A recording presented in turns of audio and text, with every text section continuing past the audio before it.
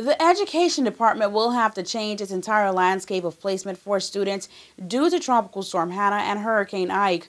The two storms put a halt on the reopening of schools, and according to Deputy Director of Education Edgar Howell, they have now placed immense financial stresses on the ministry.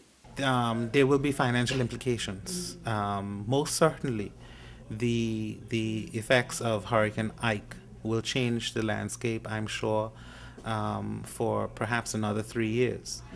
The solution, though, before Hannah and Ike were to construct two new primary schools on Providenciales, as you've already alluded to.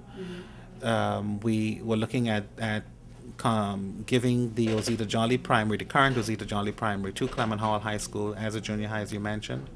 And that would have, in some ways, helped to alleviate the overcrowding that we do see here on, or experience here on Providenciales. Going forward, I see the possibility of us experiencing overcrowding for a while. Howell noted that although the 2-week delay caused some inadequacies, they were well prepared for this September 15th opening. And all of the other things that we would normally have had prepared for reopening of school were in place. So the delay did not affect the Department of Education. What has caused us a little extra headache is having to go and assess our schools after Hurricane Ike. Most of the schools on Providenciales, government schools, sustained damage, including all of the schools in the Turks and Caicos Islands, in fact, with the exception of the Charles Hubert James Primary in Kew, North Caicos, sustained some damage as a result of Hurricane Ike.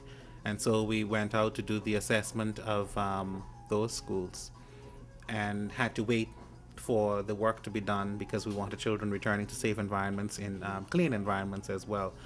Overcrowding remains a major hurdle. Howell noted that a significant number of students were displaced because of the storm, are still waiting on their schools to reopen, or are trying to register in schools which are already full to capacity. But we do have requests coming in from Turks and Caicos Islanders, coming in from PRC holders, coming in from persons who have their children endorsed on work permits. And that number is growing, strange enough. And the response is that we would want to have additional classroom spaces to put the children in. We would want to have additional schools. But all of that takes time. WYV4 News will update you on when schools throughout the other islands will reopen.